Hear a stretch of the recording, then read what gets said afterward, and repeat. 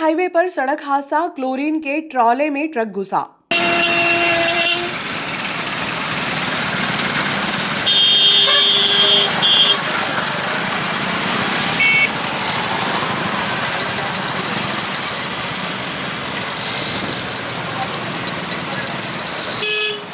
State highway number 17 पर स्थित गांव डाबरी में क्लोरीन गैस सिलेंडर से भरे ट्रॉले और सोयाबीन से भरे ट्रक में भिड़ंत हो गई, जिसमें ट्रॉला चालक के सिर में और पैर में चोटें आईं।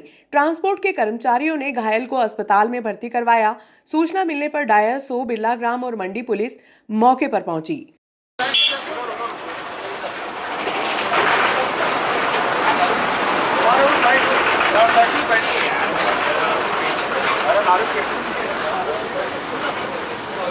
क्यों थी बस पीछे कर गाड़ी पीछे कर ठीक है।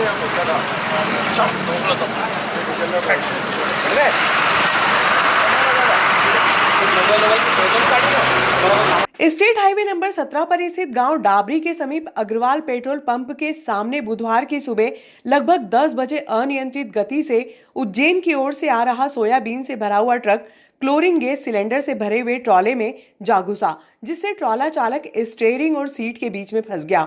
ग्रामीणों की मदद से ट्रॉला चालक को बाहर निकाला गया, जिसके सिर और पैर में चोटें आई थी। आप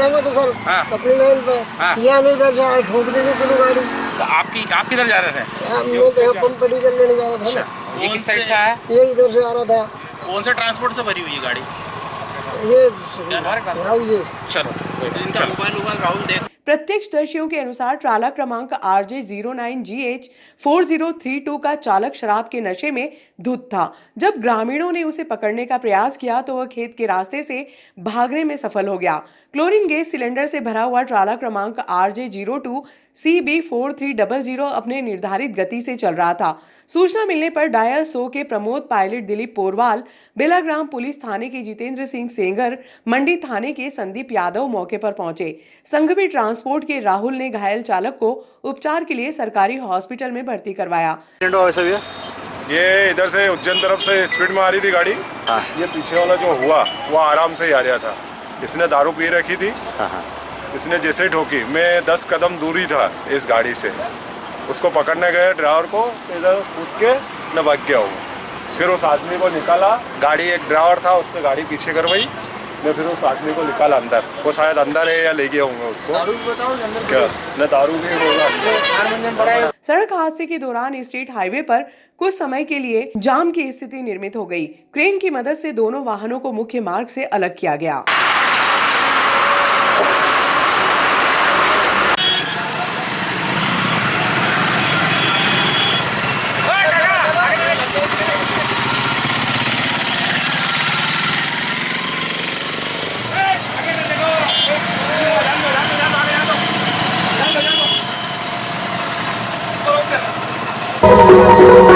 कैबिनेट मंत्री ने प्रशासनिक अधिकारियों की बैठक ली।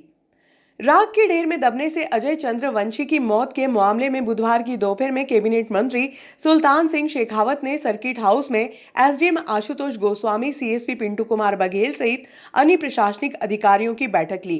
बैठक में कैबिनेट मंत्री शेखावत ने कहा कि दोषियों के खिलाफ ठोस कार्रवाई होनी चाहिए ताकि इस तरह के हादसे की पुनरावृत्ति न हो सके। शेखावत ने सीएमओ CS जाट को निर्देशित किया कि असंगठित क्षेत्र में कार्य करने वाले श्रमिकों को दुर्घटना में मृत्यु होने पर 4 लाख रुपए की आर्थिक सहायता देने का प्रावधान है। आप प्रस्ताव बनाकर भेजें ताकि पीड़ित परिवार को आर्थिक सहायता मिल सके। अधिकारियों के साथ आपकी बैठक हुई, क्या मामला था सर? परसों नागदा में चंबल नदी मुक्तेश्वर महादेव मंदिर के पास में राख का एक बहुत बड़ा ढेर है। उस ढेर में दब करके 2 श्रमिक दब गए थे। एक के पाँव में चोट आई, पाँव फ्रैक्चर है, और एक की मौके पे ही मृत्यु हो गई। तत्संबंध में हमने प्रशासनिक अधिकारियों से चर्चा की और चर्चा करके ये कहा कि इस संबंध में आप लोगों ने क्या कार्रवाई की है। आ जाओ ओपी। परसों के दिन नागदा के मुक्तेश्वर महादेव मंदिर के पास जो राख का जो ढेर है, उस ढेर में उसको खोदते हुए दो श्रमिक दब गए थे उसमें। एक तो मौके से चला गया था, दो दब गए थे। एक की टांग पूरी टूट गई है और एक मौके पे ही ख़त्म हो गया। इस संबंध में हमने अधिकारियों से बातचीत की। आज सारे प्रशासनिक अधिकारियों को बुलाया था, इसमें सीएमओ नगर पालिका, एसडीएम साहब, सीएसपी, टीआई और तहसीलदार, इन सबको बुलाया था। वो बुला करके उनसे पूछा कि इस संबंध में आपने क्या क्या कार्रवाई की। इस संबंध में आपराधिक प्रकरण उस पर दर्ज हुआ, जो ठेकेदार था उसके ऊपर। हमने कहा इसका जो प्रिंसिपल एम्प्लॉयर है उसके ऊपर भी आपराधिक प्रकरण दर्ज करें कि किसकी परमिशन से वो खोद रहा था वहाँ पर। और दूसरा ये कि भाई इसमें उसको आर्थिक सहायता क्या मिल सकती है। तो कल दिन भर हमने काफ़ी शोध करने के बाद में हमारा जो मंडल है उस मंडल में हमने शोध किया, और शोध करने के बाद में ऐसे श्रमिक जो अपंजीकृत है और घटना स्थल पर कहीं काम कर रहे हैं और वहीं पर उनकी मृत्यु हो जाती है, तो उनको भी 4 लाख रुपए देने का प्रावधान है। और अगर अंग भंग होता है तो उसको भी 1 लाख रुपए देने का प्रावधान है। तो कल शाम को मेरी इन प्रशासनिक एसडीएम साहब से बातचीत हुई। उन्होंने बोला हमारे पास कोई सर्कुलर ऐसा है नहीं। तो मैंने कल इनको सारे पेपर उपलब्ध कराए, अभी सारी जानकारी इनको दी पूरी। और मैं आपके माध्यम से ये कहना चाहता हूँ कि उस लड़के के पर जो आश्रित हैं, अगर शादीशुदा होगा तो उसकी पत्नी, और शादीशुदा नहीं होगा तो उसके माता पिता को 4 लाख रुपए मिलेंगे, और जिसके पाँव में चोट आई है उसको 1 लाख रुपए मिलेंगे। अभी सीएमओ को इंस्ट्रक्शन दिए हैं कि वो इसका प्रकरण बना करके तत्काल वहाँ भोपाल हमारा कार्यालय में भेजे। हम तत्काल इसकी राशि स्वीकृत करके उसको दे देंगे। इसके साथ ही आज 25 जनवरी मतदाता जागरूक दिवस है। इस उपलक्ष्य में भी नवीन मतदाताओं को उनके परिचय पत्र बांटे गए, और मतदान के प्रति जागरण हो, जन जागरण हो, इसकी प्रेरणा देने के लिए मतदाताओं से संपर्क किया गया। अभी संपूर्ण मध्य प्रदेश के प्रत्येक जिले में मैं जा रहा हूँ, और मेरा अभी उज्जैन का प्रवास था परसों। उससे पहले इंदौर जिले का प्रवास था। उज्जैन जिले की संपूर्ण जानकारी मैंने अधिकारियों से कलेक्ट करी, सारी नगर पालिका, नगर परिषद, जनपद सभी की, कि इसके तहत हमारा पंजीयन की स्थिति क्या है और पंजीयन के साथ साथ हमारे लाभार्थी की स्थिति क्या है। तो हमने नागदा नगर पालिका क्षेत्र में 3 करोड़ 20 लाख रुपए की राशि अभी तक संबल योजना के तहत जो लाभार्थी है उनके परिवारों को वितरण कर चुके हैं। और अभी जो नए पंजीयन हो रहे हैं उस पंजीयन में भी लगभग 1250 से अधिक लोगों का पंजीयन अभी नया हो चुका है। और हमने अभी अधिकारियों को निर्देश दिए हैं कि इसकी जांच, जो प्रकरण जांच में है उनकी जांच त्वरित करके, ताकि उनमें से किसी की घटना दुर्घटना हो तो उसको उसका लाभ मिल सके। तो इस संबंध में अधिकारियों ने, क्योंकि हमारे यहाँ का जो पंजीयन का जो जांच है वो 81% है, बाकी जगहों का इससे ज़्यादा है, कहीं 90% है, कहीं 92% है, इसकी जांच हो चुकी है। क्योंकि प्रकरण अगर आपने ऑनलाइन रजिस्ट्रेशन भी कराया तो उसके बाद भी उसकी जांच होती है, और जांच होने के बाद सही पाए जाने के बाद उसको इतलाफ उसकी पात्रता होती जब भी उसकी होश में। पूर्व विधायक दिलीप सिंह शेखावत बुधवार को मृतक अजय चंद्र वंशी के निवास स्थान गांव गिंदवानिया पहुंचे। पूर्व विधायक शेखावत के समक्ष पिता भरत चंद्र वंशी रोने लगे और कहा कि यदि समय पर हादसे की सूचना मिल जाती तो अजय की जान बच सकती थी। परिजनों ने बताया कि ईंट भट्टा संचालक के परिजनों ने मोबाइल छीन लिया ताकि किसी को सूचना न दे सके। वह तो गांव का एक युवक पुलिस थाने भागकर गया और सूचना दी। इसके बाद प्रशासन युवक को खोजने में जुट गया। पूर्व विधायक शेखावत ने बताया कि मृतक के परिजनों को आर्थिक सहायता मिले, इसके लिए ग्राम पंचायत के सचिव को निर्देशित किया है। वह प्रकरण बनाकर जनपद में पहुंचाए ताकि अतिशीघ्र पीड़ित परिवार को शासन की ओर से आर्थिक सहायता मिल सके। 23 तारीख को हुई है, 23 तारीख को।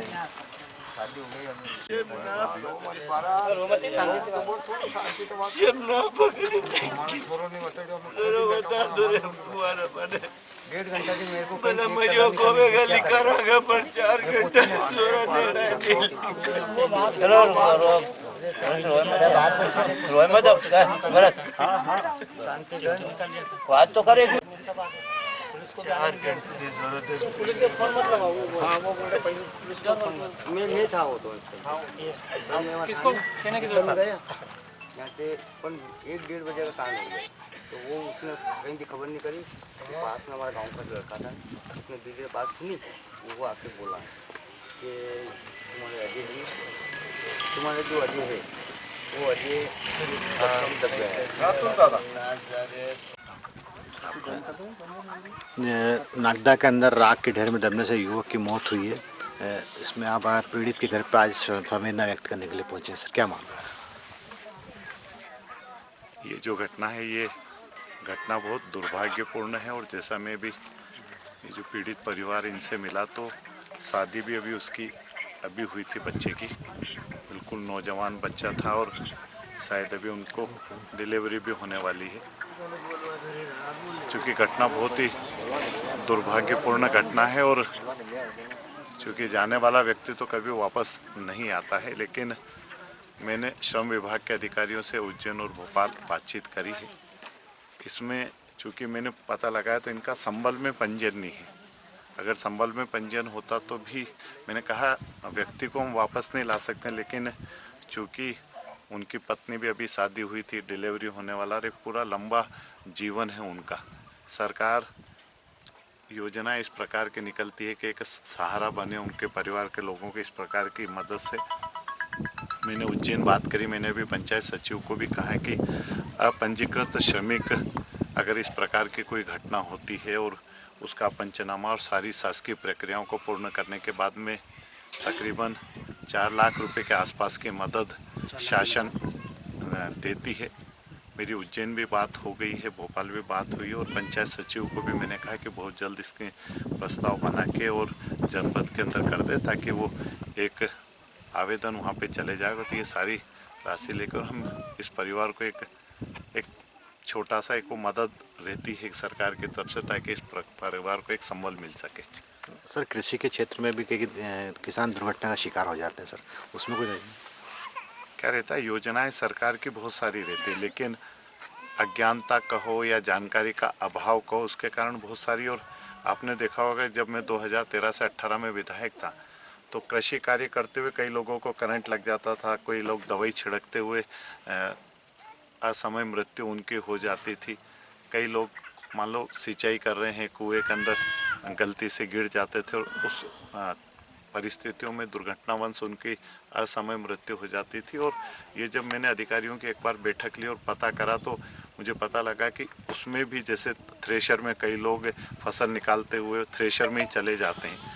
वो पता ही नहीं था लोगों को कब से ये योजना थी, और फिर हम लोगों ने उसकी पूरी कोशिश करके और फिर उसका प्रचार प्रसार भी। इस प्रकार की घटनाएं नहीं होना चाहिए, लेकिन अगर घटना हो गई है तो फिर सरकार की योजना का लाभ मिले, और उसमें भी 4 लाख रुपए हमने कई लोगों को दी है।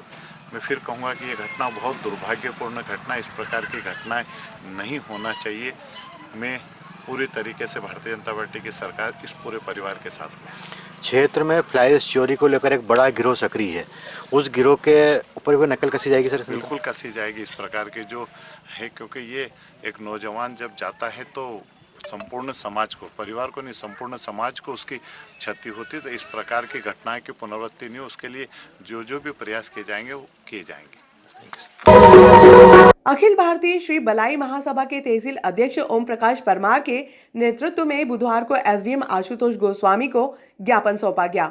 ज्ञापन में राख के ढेर में दबने से हुई अजय चंद्रवंशी के मौत के मामले में दोषियों पर ठोस कार्रवाई करने, पीड़ित परिवार को आर्थिक सहायता देने की मांग की गई। गांव में गिनवानिया का रहने वाला 20 वर्षीय अजय पिता भरत चंद्रवंशी को, जो कि वहां अपने परिवार का पालन पोषण के लिए ईंट के भट्टे पर काम करता था, जिसको ईंट के भट्टे में के मालिक ने राख खोदने के लिए भेजा था, जो राख रखी।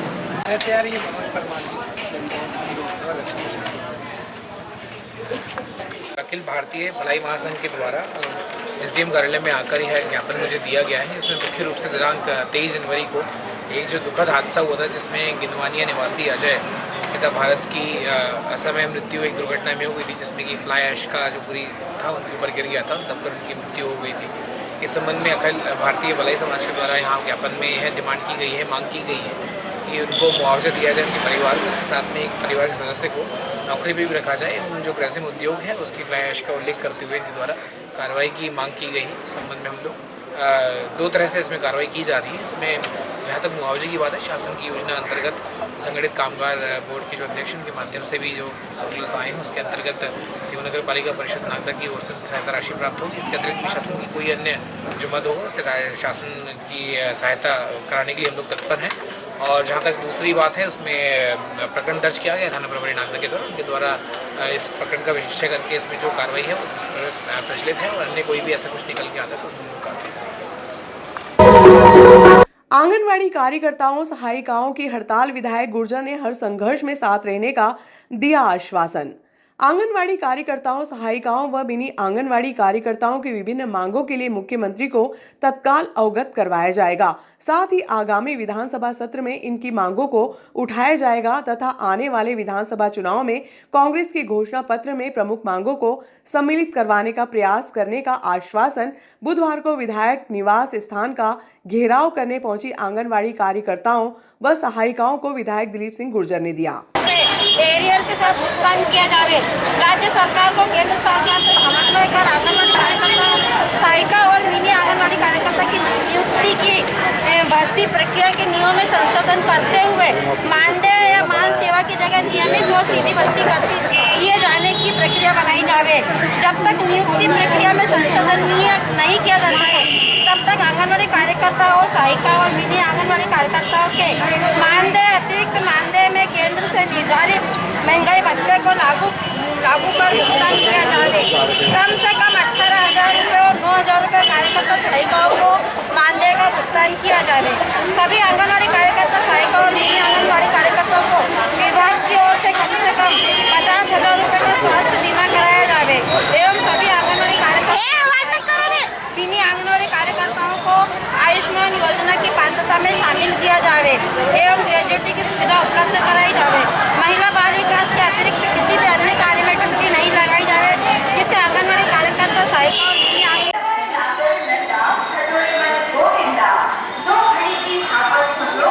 आंगनबाड़ी बहनों का बहुत अभिनंदन करता हूँ। निश्चित रूप से आपकी समस्याएं जायज़ है। मैं भी कई बार विधानसभा में इस बात को उठा चुका हूँ। आपकी जो समस्या जो छूट गई हो मुझसे वो आने वाले विधानसभा में उठाऊँगा। आज ही हम मुख्यमंत्री को पत्र जारी करके काफ़ी आपको उपलब्ध कराएंगे और मेरे द्वारा जो समस्या उठाई गई थी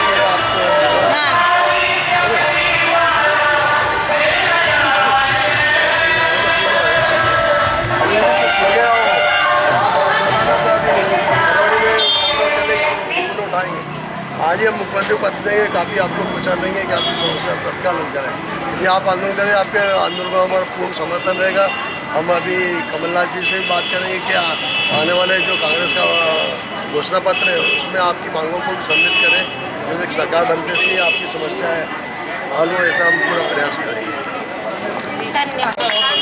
बस सर कहीं पे जनसंख्या बहुत अधिक है तो आप एक नए जैसे एक मिनी कार्यकर्ता है वो 2000 की जनसंख्या में काम करते हैं। यहाँ पर कम से कम 2 या 3 आंगनबाड़ी केंद्र बनने काम सारा वही करते हैं ना। और जैसे विद्यानगर जनसंख्या अधिक बढ़ रही है तो वहाँ पे नए आंगनबाड़ी सहायता का भी वो कार्यकर्ता का भी काम दोनों का मिनी वालों पे बहुत ज़्यादा लोड है।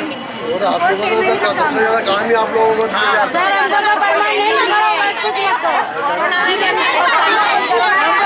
मजदूरी काम करा रहे हैं सर।